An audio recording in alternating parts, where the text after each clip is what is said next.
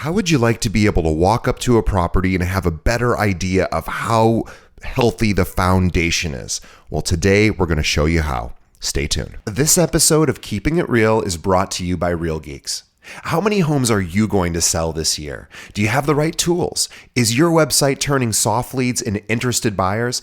Are you spending money on leads that aren't converting? Well, Real Geeks is your solution. Find out why agents across the country choose Real Geeks as their technology partner.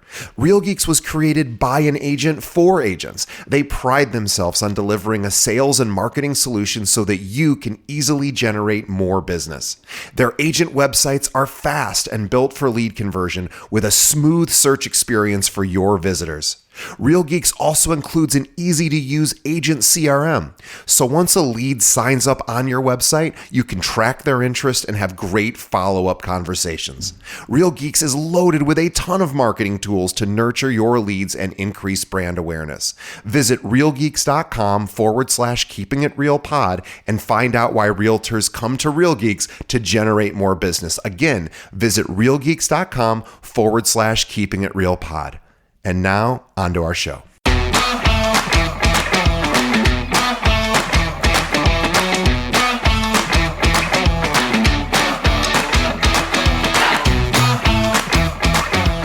Hello and welcome to another episode of Keeping It Real, the largest podcast made by real estate agents and for real estate agents. My name is DJ Paris.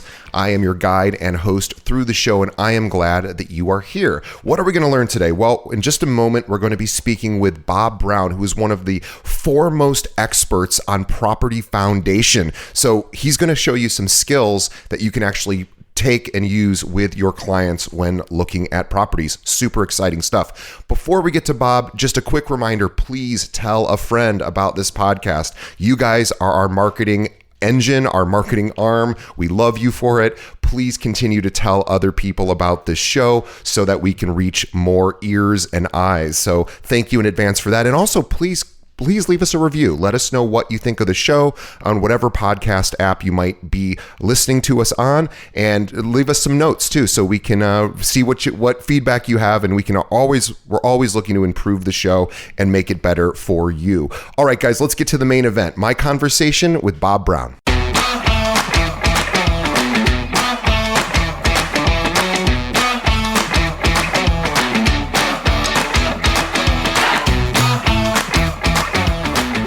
Today on the show, our guest is author, instructor, and foundation repair expert, Bob Brown. Let me tell you more about Bob. Now, Bob graduated in 1984 from ASU, receiving a Bachelor in Design Science from School of Architecture and a Bachelor of Science from the School of Business, specializing in real estate and finance. Now, growing up, Bob spent time learning construction trade, working with his family while learning good working habits. And Bob successfully founded Arizona Foundation Solutions and built one of the only foundation repair companies to utilize licensed professional engineers on the front end to analyze initial conditions, make recommendations, and specify repairs before presenting proposals to homeowners. Now, after 35 years of this, he successfully exited. And along those 35 years, what he did is developed and patented 4 successful unique solutions, with 3 more that are pending. He also developed a cloud-based software solution to streamline and assist engineers and contractors in home foundation investigations. He also wrote and self-published several publications, including Which Way is My Foundation Moving?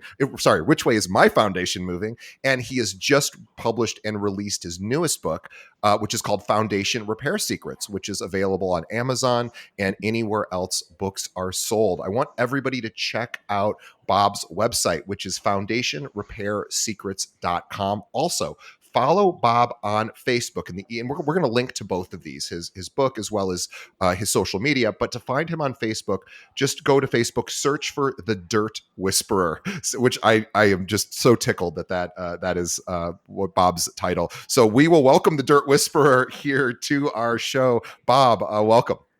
Thank you. Glad to be here.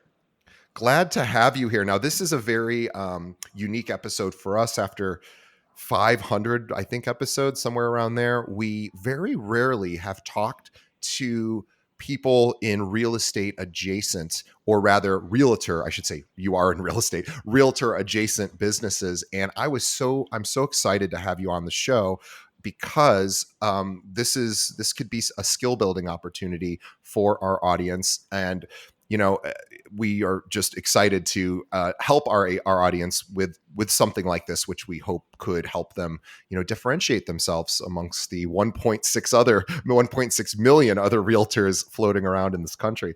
But let's get started at the beginning, because you really are like a Renaissance man. You have been hyper focused in the real estate industry, really seemingly since college. But you've also built software, built solutions. You have patents. You are an inventor, and you and an author, right? So you really are doing so much for this industry.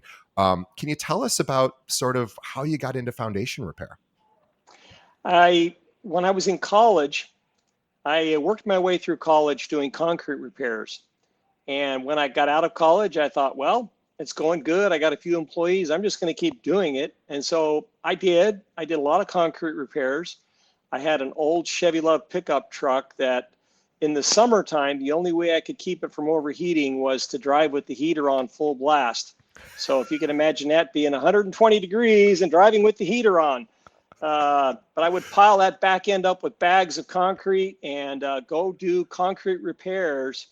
And eventually that just led to more innovative things and morphed into foundation repair. It's amazing. And when you've done so much with it, you not only are you an absolute recognized expert in this field. You've published books. You have a new book that just came out, Foundation Repair Secrets, and also you teach these classes to realtors and other professionals in Arizona, because you teach a CE class. And I want That's to right. mention, because our audience is all over the country and even other countries, that even if we have a lot of Arizona realtors who listen, but even if you're in an area, a state that's not Arizona, you can still take Bob's course. You won't get the CE credit necessarily, but this is something that I think realtors should really consider adding to their arsenal, is becoming a foundation, be more knowledgeable in foundation, so that when you do evaluate properties for your buyers or your sellers, you just have a little bit more information that, will help you hopefully win that business. Bob, maybe I'll start with this. And I don't know anything about foundation repair. So I am I'll the try to help newest you. of newbies, but you will help me here. So I'm here in Chicago, and our realtors at our firm here are work locally. But are there any universal sort of first glance sort of strategies that when a realtor does go to a property, is there anything that they can start to look for that would maybe send up any sort of red flag or a signal that they could say, oh, this might be an issue? Well, there are different strategies depending on if you're a lister or a buying agent, right? So if you're a listing agent, it's better to get on board right away and recognize some of these signs of stress, which we'll talk about here in a bit, and maybe hire a licensed professional engineer to do a really good investigation before you get involved in the listing process. Because once that ball gets going, it's difficult to, it kicks a lot of things into play that maybe you don't Yeah. want to have kicked into play. Now, if you're a lister, if you're a buyer on the other end, you want to engage some strategies like call a licensed engineer before the home inspector delivers his report, because once he delivers the report, you got 2 days left. It's kind of hard to do anything, right? Right. Or the alternative strategy can be, hey, build in a clause right from the get-go that says that the building at the home foundation inspector, or the home inspector rather, just notices that, hey, there's a few signs of stress. And I teach a lot of the home inspector, I teach a lot of their courses for their education. But if they start to see some of these signs and put it in the report, you get an automatic 10-day extension, because then you've got time to deal with it. Interesting. So ideally, pre-inspection, you would hire a foundation repair engineer, an expert, to come in and evaluate the property. Now, for everyone who's a realtor listening, I can hear a little bit of people thinking, I already hire an inspector. But you said the challenge with that is if they do see some signs of stress, you only have a 2-day window to really do something with that information. So ideally, you do it before. But what is the average cost? And again, I'm sure it fluctuates wildly, but if we were just to estimate on like a single family home, traditional, 4-bedroom house, 2-story kind of thing, what price range would realtors be looking at, or buyers and sellers, if they wanted to have somebody come take a look? All right. So again, a couple of strategies that has happened in the past that maybe hasn't served realtors, and that is, I'll call a foundation repair company because, hey, they're experts, right? And they're really cheap. They might do it for free or maybe $300 or $400. But guess what? Those guys are really interested in selling a big repair. Sure. So half the time you're going to end up with, there's an $80,000 repair needed. Right. And maybe it's needed, maybe it's not, because these guys are not engineers, right? Yep. And guess what happens to the listing? Well, if you are the listing agent, often what happens is the homeowner fires the listing agent, cocks everything up, paints it, hides it, hires a new listing agent, and doesn't disclose it, right? Right. So if you're a listing agent and you don't want to get fired, be proactive, right? And don't call a foundation repair company. Now, if you call an engineer, they're going to be, somewhere between $500 and $1,500 for a good inspection. Well worth it if you're the listing agent. Now, if you're the buyer, that's a bit of a crapshoot, right? Because it may or may not go through, and the homeowner may not be willing to pay for it. I get that, but it's better than paying $80,000 down the road, right? Yes. And also remembering too that if in a transaction, especially on the buy side, if the buyers do figure this out, let's say there was something that was painted over or hidden, there wasn't an engineer out there to actually see what was sort of band-aided over, and the transaction happens, 2 years go by and all of a sudden this now comes to light and they have to spend $80,000.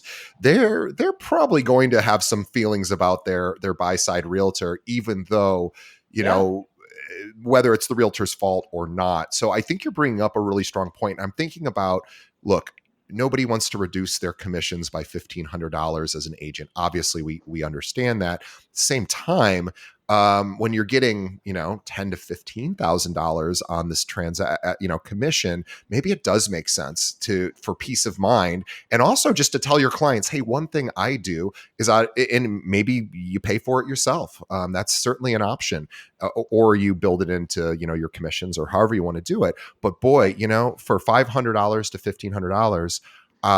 I would rather have that than a buyer call me 2 years later and say, how'd you miss this? Well, and there's also a risk strategy where, hey, guess what? A disappointed home buyer, well, he might feel like somebody had some negligence there, and now maybe everybody gets sued, even though maybe not everybody's at fault, right? And now you've got one of those mired up situations. It's better to try to steer clear of that. And you're bringing up a really good point about this idea of possible litigation, because when all of this, if we're talking about $1,000 repair, no one's probably filing a suit over that. You could they'll grumble, but they'll pay it. $80,000 is enough to get somebody going, who can we, is there somebody that should be responsible for this? And there are plenty of attorneys that would love to try to get that money back from the agent or from whoever they think. Right. Yeah. And the strategy is you just sue everybody and hopefully you figure out right. who was at fault. Well, that means everybody has to defend themselves, right? Yes, and we have 800 agents, so we haven't had that particular incident happen, but it certainly could happen anytime.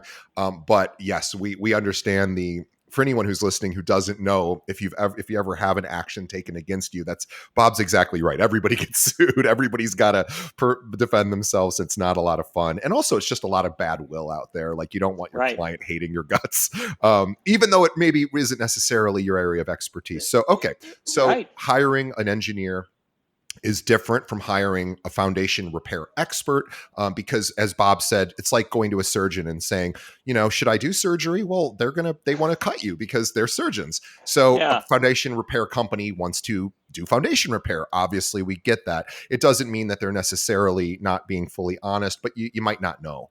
It's like going to a mechanic.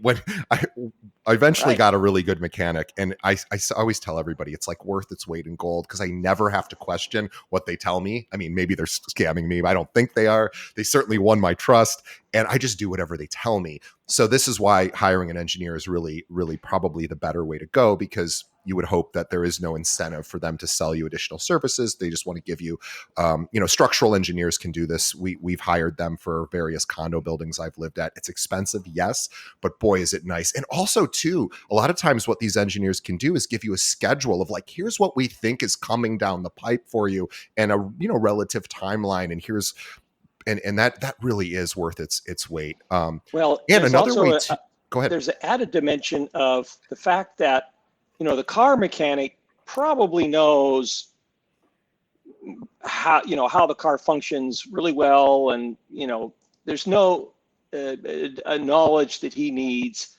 additionally that would probably make a lot of difference. But in a home investigation, mainly what you're talking about is geotechnical engineers that understand soil mechanics, and foundation repair contractors are not qualified in this area, nor are they qualified to be a structural engineer. So it does add another dimension to the fact that these guys that are foundation repair salesmen get their education from their one source supplier that tells them how to sell that one product. Sure. And not a lot of education. I mean, engineers go through 5 years of school and 3 years of apprenticeship and 2 very difficult exams, and they're overseen by boards of technical registration for their conduct. You don't get any of that with a foundation repair person. Let's talk about the relationship between soil and foundation, Yeah.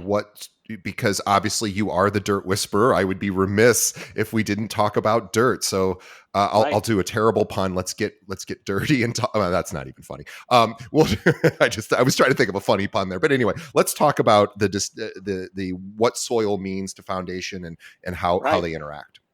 So there's 2 basic kinds of soil that we need to really have distinctions for. One is a more granular sandy soil, silty soil, and the other is clay types. And some clay types, not all, some clay types are what they call expansive soils. Everybody's probably heard the term, but they don't exactly know what it means. Well, what that really means is that when water hits those expansive soils, if they're very dry, they're going to expand. And guess what? If they lose water, they contract. And you've probably seen like pictures of desert with all the cracks in it and everything, right? Well, that's clay soil that's dried up. And when it dries up, it makes all those cracks. And so clay soil can be cyclical. It can expand and contract and expand and contract. And if you have seasonal moisture pattern differentiations, your house can go up and down, and have all kinds of problems. Whereas if it's sandy, silty, those don't get consolidated. Those only move in typically one direction, down. And so everybody thinks of settlement as the primary factor, when in fact there's clay in a lot of stratas of soil. And when I say strata, layers, lots of layers, and each layer is different, like a 7-layer chip dip. And each layer has different mineral contents and different moisture contents and different reactions to water and different amounts of water leaking into them through different channels. And so when clay hits some of these channels, some of these layers, it expands, and you can actually push a house up. I've seen a house pushed up in the air 9 inches, and it'll tear a house up. It'll break concrete, bend steel. Very powerful force. And so it's important to understand that there's two mechanisms of failure here. One, consolidation from sands and clays and sands and silts and gravels. The other one is clay expansion, which can settle also or contract depending on whether it's getting wet or dry. So how would a realtor learn about what is most common in their area of where they practice as far as You soil can type? you can go to the National Conservation Soil NCRS. I forgot the initials, but the NCRS website, and they produce information, a lot of times maps that will tell you how expansive the soil is in the upper 5 feet. It was originally built for farmers, but all that data is still there for most people to access. Got it. Got it. It's really interesting. So it seems to me as that's it's important for a homeowner and certainly the realtor in a transaction, buying and selling, to sort of have, I would think, an awareness of again what pressure is being put on the foundation based on soil. So even just knowing that, what type of soil and Right. what the stressors are to that property really helps, I think, just give a better sense of valuation. So I would assume if you have, again, ideally you're hiring an engineer to come out and do this work for you, because ultimately they're going to be the final expert on this topic. But just knowing a couple of these items about your local market area is going to be really helpful because you can get a history of a property's foundation repair if there has been. Oh, that's another question. How would a realtor, let's say a buyer's agent, going into a property, would they be able to, using just their own skill set, be able to determine if there was foundation repair that had happened on this particular property? Is there any easy telltale signs that this property has already had foundation repair issues? I think it would be very difficult to see by looking at it if foundation repair has been done in the past. Now, like if you're from Dallas, you can pretty much be guaranteed that there was foundation work done. I mean, almost every house has problems in Dallas or Houston, maybe some parts of Colorado. It happens all the time, but it's really hard. And I get realtors coming to me all the time saying, "Hey, I know that there was foundation work done on this house 5 years ago. Can you tell me if it's performing?" And if the analysis was done by a contractor, I could probably tell you nothing. If it was done by an engineer and there was good records of it, I can tell you a lot. And so that's another advantage of making sure you have things well documented, which an engineer would do. It's hard to tell by looking at it and Sure. seeing if work was done because everything is buried and covered up. Right. Maybe in the concrete, if you see like a bunch of 3 foot squares where the concrete has been removed and replaced, maybe that might give you a clue. I do want to go back to this idea of being liable because I just was reminded, my brain reminded me about 10 minutes too late about one of our neighbors that growing up in a different, anyway, not here in Chicago, but anyway, growing up there were some neighbors who purchased a property, and this, I guess, is slightly related to foundation, but basically there was mold remediation that happened, but they didn't actually treat the mold. They painted over it, or they hired Oh, somebody to. Yeah, right. And the seller knew the owner or knew the buyer, and so oh, it was even more nefarious than that because there was a personal connection between the two. Anyway, the buyer didn't find out this happened until many years later when all of a sudden they were having these weird mold issues, and they yeah, found out that the person had painted over black mold or whatever it was on the concrete in the foundation. And it was an 80,000. The reason it was an $80,000 repair, and we had even said you should sue those people because they lied to you right. and they didn't disclose this. And she goes, "Yeah, we're just not going to do that." But it was like everybody was telling her to sue. So you're really bringing up a really good point. And again, obviously a realtor can't determine everything that's ever happened in this house if the homeowners are lying, but it is important to sort of protect. In a way, it's kind of a little bit of protection for your license and maybe just Right. litigation. Hiring somebody for $1,000 or so to have come out and again, we think about this is, and Bob, I'm curious to get your thoughts because this is the year that we have a lot of agents exiting the business. Rates are up, inventory's down. It's a harder time right now to be in business as a realtor. There's just less buyers out there and not as many homes to sell. So the reality of it is it's trickier. People are leaving. I think this is the time to level up your skills and really try to figure out what can I For do sure. going forward that really sort of future proofs my business. And I think this is a really smart way to consider it. Are there any other suggestions for realtors? And then I want to talk about the new book Sure. of things that they can do aside from hiring an engineer. Are there any little things that they Yes. could ask questions? Okay, great. Yes. So there are some very basic signs that will tell you if you have foundation related movement.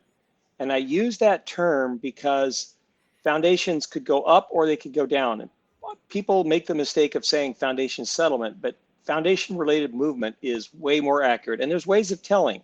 So for instance, if you see cracks in the drywall and they're either more than one or they're significant in size. And by significance in size, I mean you could stick a pencil, a sharp end of a pencil in the crack, and you can wedge it in there so it'll stay. That's a significant crack, okay? The other thing is cracks on the outside, bricks, block. I'm hesitant to say stucco because stucco expands and contracts with heat a lot, and it can crack for a lot of reasons if they didn't lath it right or whatever. But it could be a sign of movement. If you have floors that are noticeably not level, that's a pretty good sign. Floor cracks, cracks in tiles, cracks under the carpet. By themselves, probably not anything indicator. But if they're accompanied with other things like the walls that I just mentioned, or like doors. If the door pinches, it doesn't open and close very good, doesn't latch right. You can see above the door, maybe it's a gap is wide at one spot and small on the other. Windows the same way. People sand down doors so they work properly, but Right. people don't do that to windows very often. So windows are kind of like the secret tool of going in and looking at things and seeing if you have movement. That's interesting. So if the windows don't easily go up or down, it could be, it doesn't necessarily mean there's foundation issues, but it's an indicator that there may be. Or sideways, the side sliders have the same problem. Yeah. Closet doors, same thing. People don't often fix closet doors, but they're pretty good telltale signs. So that's a huge tip you just gave our audience. This is something you can do at every showing. As a realtor, maybe you're not necessarily checking every single window, but maybe you test a few and you say, hey, I'm going to be testing a few of these windows just to see if there's any indicators that there may be some foundation issues. And Bob, one thing I didn't mention, and I'm completely sort of feel silly for not mentioning this. If anyone out there is listening who works with investors or is an investor, this is really critical stuff because yes, Yeah, single family homes, you hope the inspector is good enough to sort of get a sense of what's going on a single family home. But when we're talking about, multifamily properties, we're talking about larger properties, and we're talking about investors, these are people that absolutely will be more, well, I don't know if they'll always want to pay that fee to have an engineer come out, but boy, you are going to be really future proofing your business if you can either get them to pay for it or you pay for it yourself as the realtor, because these are people that are going to do additional projects. And if all of a sudden they have the first project you did cost them an extra 80 grand, a year later, they may or may not hold that against you and may not want to work with you again. So I think if, right. everyone should consider this, but if you're working with investors, this is really, really critical. Well, and I've been an investor for many years. I've owned rental properties, both residential and commercial. So I know what it's like. And I actually bought a house once that had foundation problems and had to fix it. So I understand the issues. And by the way, side note, you can see pictures and diagrams of all of these signs of stress in my book. And the book is Foundation Repair Secrets, and the website is foundationrepairsecrets.com. We will link to the Amazon book. Please consider buying it. Again, guys, we're talking about leveling up your skill. What can someone expect to learn from reading the book? Well, that's one of them. Chapter 5 in the book is all about how to recognize signs of stress and what they look like. I go into okay, what are the various types of soils? One of my favorite sayings is, clay sucks, because it really does suck. It actually pulls water towards itself. Right. Engineers call it negative pore pressure. Talk about all that kind of stuff. Talk about foundation types, slab on grade, crawl space, post-tension slabs, basements, all the different kinds of things, and how old they are, and how they perform over time. And I talk a lot about what we've already discussed, and that is, hey, why would I hire an engineer versus a contractor? And I go into that in great detail so that people can viscerally understand what they're in for if they kind of take the cheap way out. Too, a lot of foundations, at least in the single family home market here in our local area, not so much in Metro Chicago, I don't think, although I may be wrong, but certainly out in the suburbs, there's a lot of drain tiles that surround a foundation. Right. And that is something that also, I imagine, is that part of an analysis, is looking at drainage when an engineer is evaluating the foundation, or is that sort of a separate thing as well? It depends. You could have the engineer include that in his scope of work, and certainly you want to make sure the drainage works right. If the drainage doesn't work right, whether it be surface drainage or subsurface drainage, you're going to have problems, and because moisture is the catalyst of all of these problems. If the moisture is pretty much constant, you're probably not going to have a lot of problems. But if there's variations in the moisture, that's when you got to look out. Is there any rule of thumb for properties that have a basement? Is there any reason not to have a dehumidifier kind of always running in basements? Could that be problematic to upsetting whatever the moisture currently is, or is it always good to remove as much of that moisture as possible?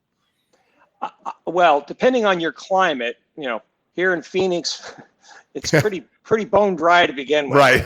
Of course, there's not a lot of basements here either, but places like maybe Omaha or Chicago, yeah, Mm-hmm. you're going to want that dehumidifier running all the time. And by the way, if you have a crawl space, you probably want to get it sealed up and have a dehumidifier running in there also, because that's just like a little mini basement. You're breathing the same air that's down there. That may not be all that great of air, right? Yeah, that's a great tip, by the way. And a lot of here in the Midwest, we have a lot of crawl spaces. So that is absolutely an amazing tip. So if you're a realtor, you're taking a look at the basement, maybe you have a buyer client, or it's your list agent. You could say, we may want to consider getting this sealed up and having a humidifier in there running as well. It's also, it's maybe not the most exciting gift to give somebody at a closing, a dehumidifier, but it's not actually a a good idea. gift. Probably keeps you out of hot water, right? Keeps the mold out, keeps everybody happy, right? Yeah, I was just giggling about the pun a little bit. But yes, I was. Yeah. Anyway, but it is an idea. Again, these are things here in the Midwest. I feel like everyone's got a dehumidifier in their basement after learning a lesson. They don't usually have it first. So as the realtor, you could bring that up. Are there any other ideas that you as an engineer sort of wish realtors understood about foundations and foundation repair, and anything that could help? Well, first of all, let me clarify. I'm not an engineer, even though I owned an engineering company. I'm an architect by trade. Going on from there, engineers are really good at being objective. Quite often I would hear a foundation repair salesperson tell maybe a little old lady sitting across the table, and she says, "Well, how bad is my foundation?" And the foundation repair salesperson says, "Oh, well, on a scale of 1 to 10, I think it's about an 8.5, and I'm thinking, wow, that's the BS meter, I don't even know what that is. And by the way, Mr. Salesman, how'd you arrive at 8.5? Well, based on my years of experience and the fact that my kids need braces, I arrived at this conclusion. Yeah. You want somebody doing data-driven decisions. You don't want it being subjective, and you certainly don't want to be subjective with somebody who has something to gain by it. Right. Yeah, this is why, and there's even been a birth in the financial services industry around financial advisors who now will charge flat fees Right. for, which is kind of a newer thing in the last 10 years in that business, because people would think, well, they're getting a percentage of the assets I give them under management every single year, and that may or may not be in my best interest. So that does make a lot of sense. So just to reiterate that point, guys, you really want to hire an objective third party who not only this is their job, but like they have the actual training. They're not a salesperson. Right. Salespeople, we all sort of inherently distrust, or not distrust salespeople, but question salespeople, and as it should be. So you want to really work Right. with engineers who, and as I only have one architect. Well, it's not an architect joke. I'm going to give. It's a very poor joke, but I'll give it to you as an architect, because you'll understand it. No, none of our listeners will, but I'll explain it to them. It's a funny joke if you ever run, or it's a good joke for civil engineers or architects. And the joke is, what is the joke? The joke is, what's the difference between a psychotic and a civil engineer? And the answer is one pays better. And the joke there, to explain it, is that what civil engineers and architects can do, which is so amazing, is they see what isn't there and then they create. Or Right. they're able to visualize, and a psychotic sees what isn't there as well, but they're just not able to make it real. But the Yeah. architects are. So I don't know. I shouldn't have probably. That was a dumb joke. But Van Gogh. yeah, Vincent Van Gogh. yeah, exactly. But anyway, that's my little silly joke. But as far as, let's talk about the book. So Foundation Repair Secrets is the book, available everywhere books are sold. Link to the Amazon sales page right in our notes. What else? Give us some of the other headings and chapters. Is this for, who's the book for? More importantly. Well, I wrote it primarily for homeowners and realtors, although Yeah. I think a lot of engineers could benefit from this as well. And I say that somewhat timidly because, engineers get a bit sensitive about non-engineers telling them what they should be doing, even though I did own an engineering company. But there's, this is a field of forensics that's not done by very many engineers, and they can, if they want to go into that field, they can learn some things that will be helpful for them. But mostly, I think it's good for homeowners and realtors who want to understand how the foundations work, how soils work, and how they interact together to cause foundation dysfunction. And one of the things that I talk about in the book is, this kind of one-trick pony business that goes on in the foundation repair industry. So what happens is there's several big suppliers of products, and they find installers, and there's usually an exclusive relationship, and it's a very close relationship. Well, those guys provide steel piering products, or sometimes concrete piering products, to go in the ground to lift things up, right? But what do you do if it's heaving? Well, they don't have a whole lot to say about that. They try to ignore it because guess what? They don't have a lot of products for it. So one of my patents, and I've put it out there for contractors to be able to license from me, is to be able to use a sub-slab depressurization system on an existing house that dries out the clays and stops heaving. So if you have a heaving problem now, there's a tool that can be addressed, as opposed to just shrugging your shoulders like everybody's done for the last 50 years and say, well, there's nothing we can do about it. And, oh, it could be a little bit of heave. Let's just put piers in anyway to cover ourselves, and all that kind of business that goes on. And so this would actually help remove moisture from the clay. Am I understanding that correctly? That's correct. That's correct. And moisture is the enemy. We will. Yeah. Well, it depends. It depends. So like if you're in Houston, probably it's pretty wet soil for the last few 100,000 years. maybe removing moisture isn't the ideal thing to do. It just depends on where you're at. And that's another reason Yeah. why you want an engineer involved, because you want to figure out what the annual precipitation it is and how much varying it is. So it could be a helpful tool in some situations, maybe not all situations. Right. Obviously, there's over dry and over wet, and both Right, are bad. But I guess what I'm thinking practically, if I'm a realtor, I want to learn a little bit about this myself so that I can appear to have a degree of skill. Again, not an official licensed opinion of foundation, but just a couple of things I could learn from your book, which would enable me to make a better decision for my buyers or sellers. And then the other thing I'd want to do, based on what everything I've heard you say today, is get the book first, get the book, learn. Maybe take one of your classes as well, because you teach right, classes to realtors about this stuff. And then what I would do personally, since realtors have to wear so many hats and you can't be everything to everyone, is I would start interviewing architects or engineers to correct, say, hey, I sell this many homes a year. I would love for you to be my partner, to come in every single correct, time, and build a relationship there, and maybe even work out a fee arrangement with them, and then start marketing that to your clients. Hey, I'm adding a new service to right. my.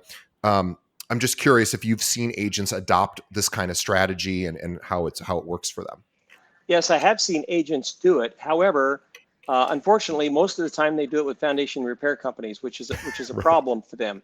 But Right. you don't want to be searching for people when the time is of the essence, right? And you're Sure. running out of time. You don't want what you want to do is just exactly what you said. Go proactively. Go try to find somebody. Develop a relationship with them. Make sure you're on the same page with them, that they understand what you're looking for, and have them ready, and then use that as a marketing tool so that people understand that you're a little bit better than the average Joe. You've got this Yeah. under control. You have the right relationships. You understand how it works, all that kind of stuff.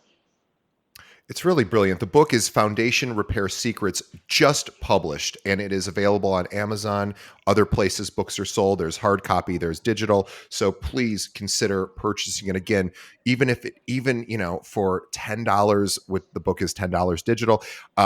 If it gives you 3 or 4 talking points, boy, that's worth way more than $10 in my mind. And so absolutely no brainer there. And also, go to Bob's website, because he has a lot of information that he just gives away right on his site.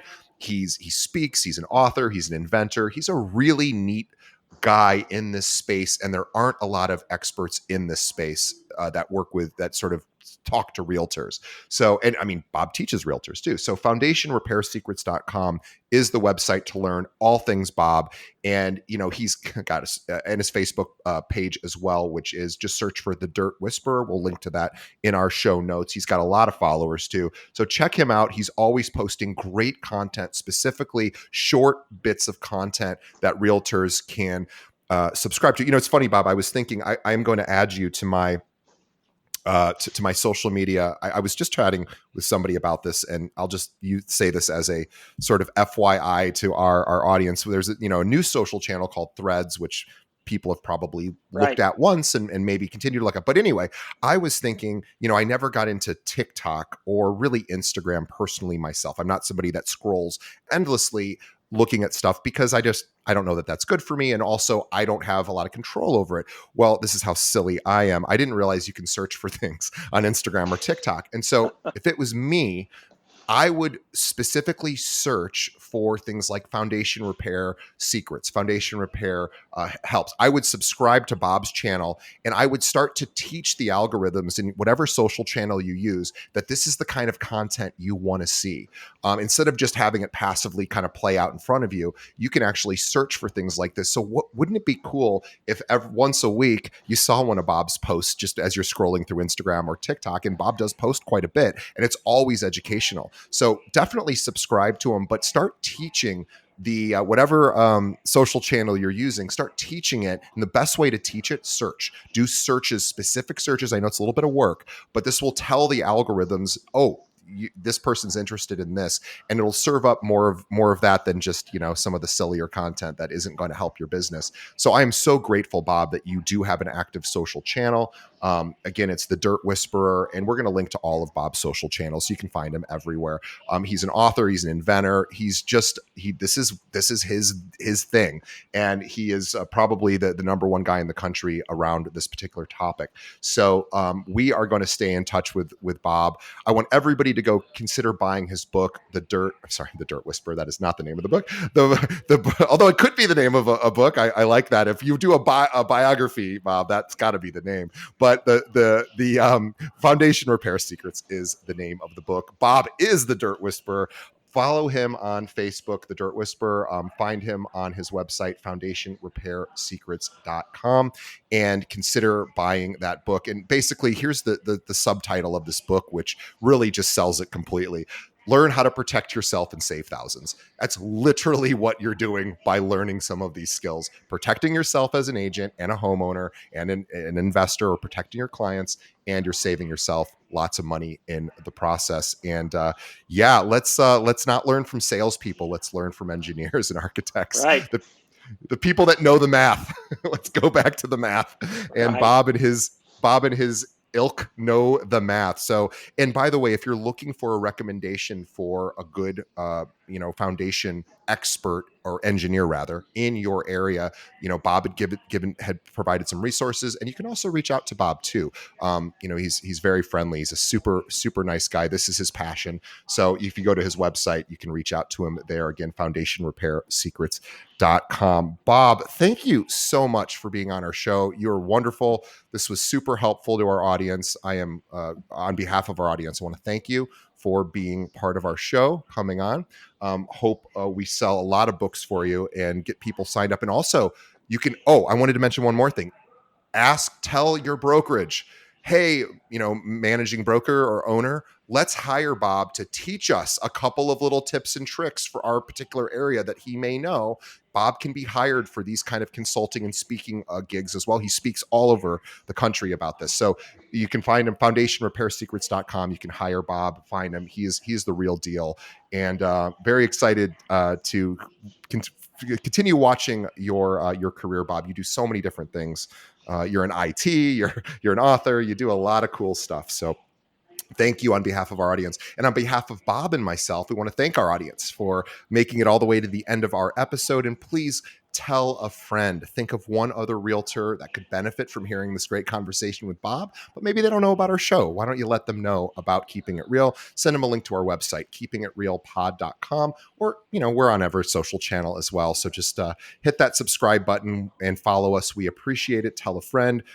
And go buy Bob's book right now, Foundation Repair Secrets, and the link is on our show notes to Amazon. Bob, thank you so much. We will see everybody next time. Awesome. Appreciate being here.